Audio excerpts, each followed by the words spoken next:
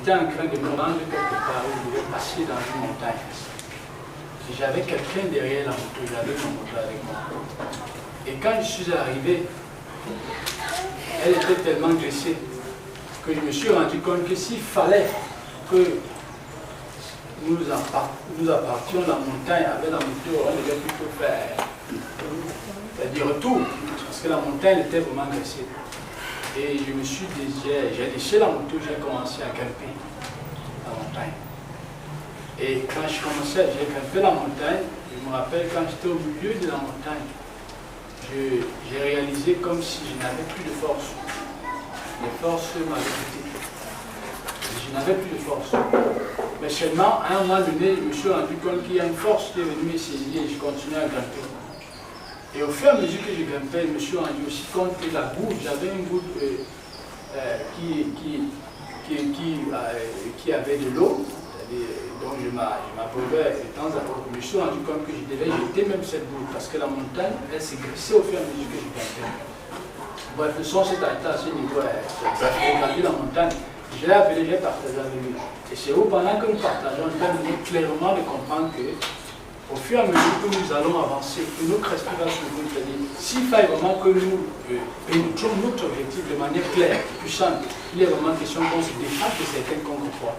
Donc, pour un départ, ça peut ne pas être la chose. Nous pouvons être habités par ces désirs qui ne nous quittent pas. Mais au fur et à mesure que ça va se clarifier, nous allons nous rendre compte que ce qui peut-être ne constituait pas un obstacle pour notre épanouissement commence à constituer un obstacle. Et ceci fonction de la clarification de ce qui nous est révélé et aussi des dessins que le Père a apportés avec nous de manière diverse. Ça se passe même dans le monde, hein. Henri le sait plus que monsieur tout le monde. C'est-à-dire qu'en fait, même dans le monde, sur le chemin de l'instruction, hein, des informations que nous recevons dans le monde, à un moment, quelqu'un est occupé par d'autres activités. C'est-à-dire que, mais quand tu arrives à une classe par exemple, où tu sais que ici les enjeux sont grands, c'est toi-même qui prends la décision de dire, par exemple, je ne vais plus en boîte, chacun de nous connaît ça de sa vie. Mais pourquoi tu as le pouvoir de dire qu'aujourd'hui, je ne veux plus mener telle vie? C'est parce que les enjeux, tu les connais, tu connais les enjeux, tu sais là où tu vas. Donc en fait, c'est la perception des enjeux qui donne même le pouvoir du choix. Quand on n'a pas encore perçu les enjeux, il est impossible, et c'est pour ça qu'à 99%, quand on n'a pas encore perçu les enjeux, tous les choix que nous faisons sont erronés. Tous les choix. Je pense que tu le sais mieux que personne d'autre. C'est-à-dire qu'en fait, les choix que nous opérons au quotidien sont en fonction des enjeux qui se présentent devant nous. C'est pour ça qu'on sait souvent que quelqu'un qui n'a rien à faire, quelqu'un qui n'a aucun enjeu, c'est quelqu'un qui vit sa vie comme ça, n'est-ce pas, maman? Mais quelqu'un qui a vraiment des enjeux clairs dans sa tête, on voit comment il balaie tout ce qui n'est pas bien. Tout ce qui n'est pas bien. Et même à la maison, on reconnaît ce type d'individu. On voit quelqu'un qui connaît bien là où il va. Même ses parents l'identifient comme quelqu'un qui sait là où il va. Donc c'est la connaissance des enjeux. Et c'est ça qui est très bien instructif dans la vie de Seigneur Yeshua. Parce que quand Yeshua vient au milieu de la création, les enjeux, il les connaît bien. Il connaît tous les enjeux. Donc il connaît le principal enjeu qu'il connaît très bien, c'est quoi? C'est que lui, il n'est pas cher, il est esprit. Et donc l'esprit doit retourner au Père. Cet enjeu-là fait que de toutes les façons, lui voit le reste comme. Et c'est pour ça que ces contrepoids dont tu parles, c'est pour Yeshua. Donc quand il voit un contrepoids, il paraît clairement. Parce qu'il connaît les enjeux. Le problème, c'est au niveau de la connaissance des enjeux.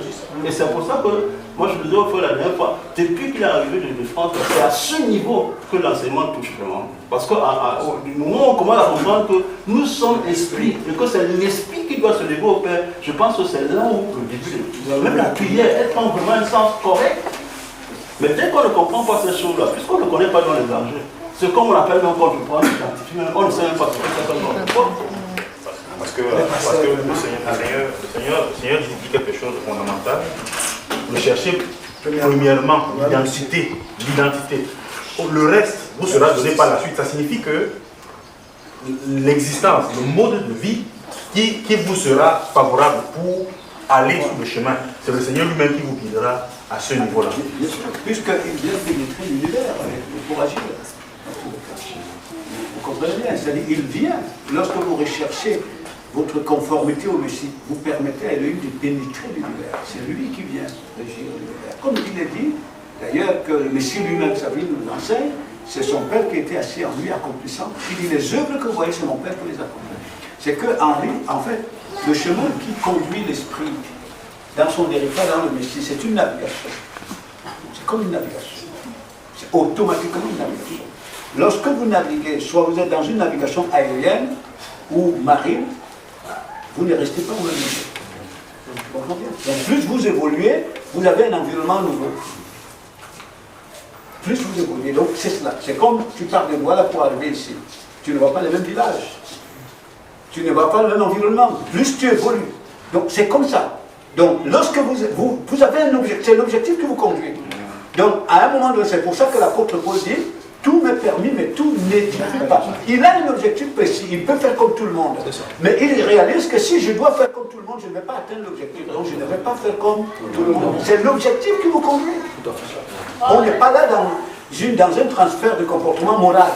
C'est-à-dire qu'il y a un repère qui est donné. Je dois aller vers le repère. Mais si ton comportement te permet de prendre vers le repère, reste là. Mais si tu réalises que ton comportement te permet de tourner en rond, choisis un comportement. Soit tu dois évoluer. Tu comprends ce que je veux dire?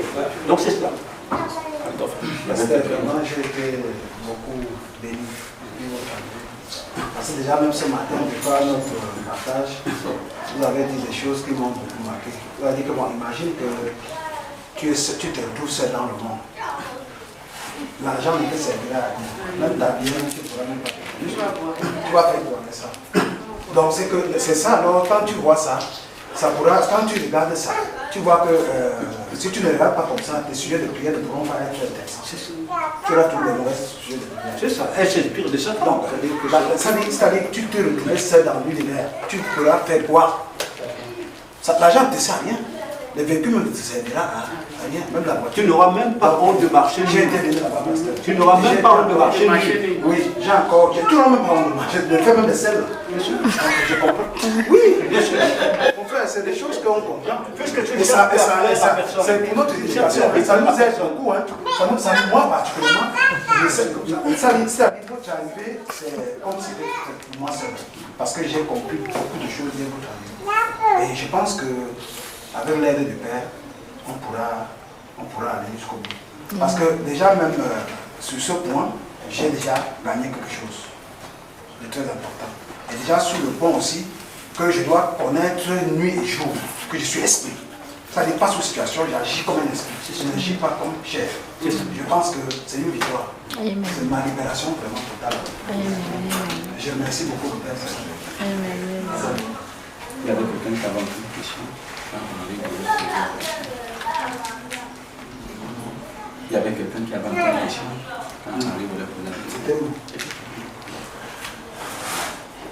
Je voulais revenir sur le point que le pasteur a dit tout à l'heure. Mais là, c'est vraiment l'identité de quelqu'un qui commence à se connaître.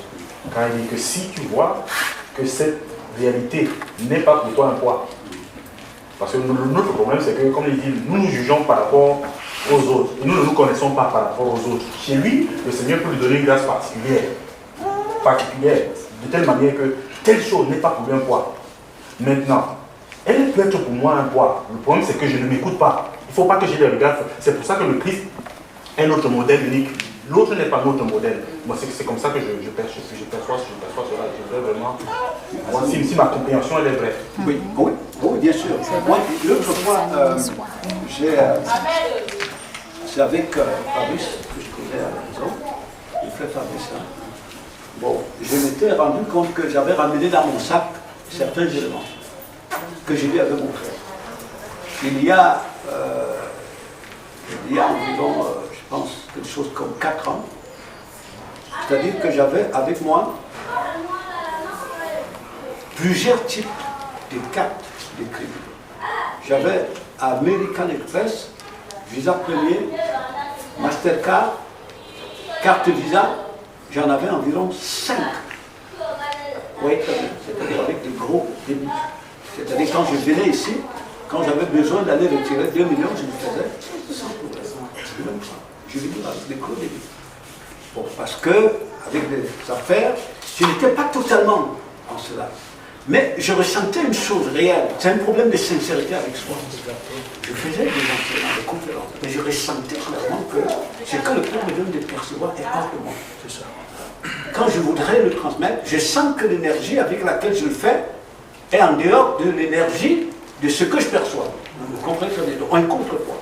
Je réalisais que la situation, la position dans laquelle je me trouvais, me gardait dans des limites par rapport à la splendeur de la gloire de l'Évangile. Alors j'avais passé 3 jours de prière aussi à Turin, où clairement, j'avais reçu des instructions où le Père me donnait de comprendre que le Messie me dit, bon, le Messie est venu pour vous amener hors des limites de votre condition humaine. Donc aussi longtemps que vous êtes inférieur à Satan, vous ne pouvez pas faire ce que je veux. Il faut que vous rentriez dans l'identité du Messie qui est hors limite. Alors je commence à comprendre que si je dois me laisser aller à ce niveau, ça veut dire que mes affaires vont être à tête. C'est pas pourquoi. J'avais donc le choix. Soit me laisser aller là, et que le reste soit consumé, ou alors demeurer dans mes contrepoids et demeurer dans les limites. J'ai dit, Père, je me laisse entraîner. Et il a suffi de 2-3 mois, vous savez, quand vous n'alimentez plus les affaires, tout a été consumé. C'est là où vous vous retrouvez donc face à vous-même par rapport au Messie. Le Père vous dit, vous, tu m'aimes vraiment. C'est là où je me suis rendu compte, je lui disais, je me suis rendu compte qu'à un moment donné, quand on dégage une certaine autorité, quand on est hors de la vie, on croit vraiment que ça vient du chrétien, pourtant c'est de la grâce. Voilà, c'est ça. Oui, oui. Donc c'est là donc où vous rentrez dans le feu, c'est là où la force du royaume vient vous pénétrer. C'est là où l'intelligence vient faire de vous sa demeure, mais dans le feu. Dans le feu, on n'avait jamais connu le problème de vous vous retrouvez face au problème, face aux pressions inimaginables. Mais c'est là où le Créateur vous révèle que je contrôle la création. C'est moi qui la contrôle. Je la fais participer à toute la chose. Nous avions, je disais à cela, nous avions, je vous dis par mois, dans les 10 000 euros, plus ou moins, par mois, je vous dis, entre 8 et 10 000 euros par mois. Donc ça fait environ 6 millions et demi par mois. Mais vous vous retrouvez que vous n'avez plus rien. Vous vous rendez compte? Donc, c'est pour ça que moi, je ne viens pas pour prêcher le principe. C'est-à-dire qu'il y a un repère, il y a un héritage vers lequel le Père veut nous conduire. Il concerne notre esprit, c'est l'esprit qui doit y élever. Si nous restons accrochés les intérêts de la chair, mais nous allons demeurer humains, sous le gouvernement de Satan. Mais si nous voulons y accéder, bien sûr, pour entrer, on est père, vous ne perdez rien. Vous sortez même du néant pour entrer dans la vie, dans la gloire. Vous voyez très bien. Donc c'est comme ça.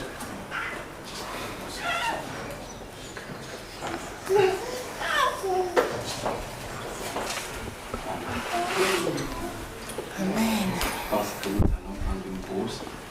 Et avant que nous prenons la pause, la conclusion c'est que pour que nous accédions à cette statue-là, il faut juste revenir. Parce que les contrepoids sont différents d'un individu. Alors, je n'ai pas besoin de cartes bancaires pour comprendre mon contrepoids. Donc chacun a un contrepoids lié à son quotidien. C'est pourquoi on doit obéir à ce que nous vivons, ce que nous écoutons. Pour le but, le principe, c'est que chacun se découvre ses connaissances. C'est ça le but de l'évangile. Amen. Amen. Nous allons prier. Nous allons prier. Que nous deux personnes peuvent lever la voix. Père, nous te bénissons parce que tu es venu nous libérer du jour du méchant, de la tromperie et de la ruse, par ton Fils, au travers duquel tu as libéré l'énergie nécessaire pour que ceux qui lèvent le regard vers toi ne périssent point, mais que la vie que tu es vienne nous habiter. Et c'est cette vie, Seigneur, que tu nous révèles par ta parole, par les instructions. Maintenant, Seigneur, nous voulons nous y affilier. Mais tu connais l'énergie, Seigneur, qui nous habite. Et nous croyons en ton Fils Yeshua que tu as le pouvoir de la détruire. Parce que l'identité de ton Fils, nous l'avons vu communiquer, Seigneur, à des hommes comme nous, qui avaient Adonai. Béni soit ton nom, Seigneur, pour cette grâce, pour cette faveur que tu nous accordes, pour cette sublime, Seigneur, éternel héritage que tu nous révèles par ton Fils. Nous voulons nous y affilier, nous voulons nous y accrocher, Seigneur. Malgré les raisonnements qui sont encore, Seigneur, propres à nous, nous croyons, Seigneur, que tu vas mener et tu mènes, Seigneur, ton nous, Seigneur, jusqu'à son Père. Béni sois-tu pour ces moments. Béni sois-tu pour la parole que nous avons entendue. En ton Fils Yeshua. Amen.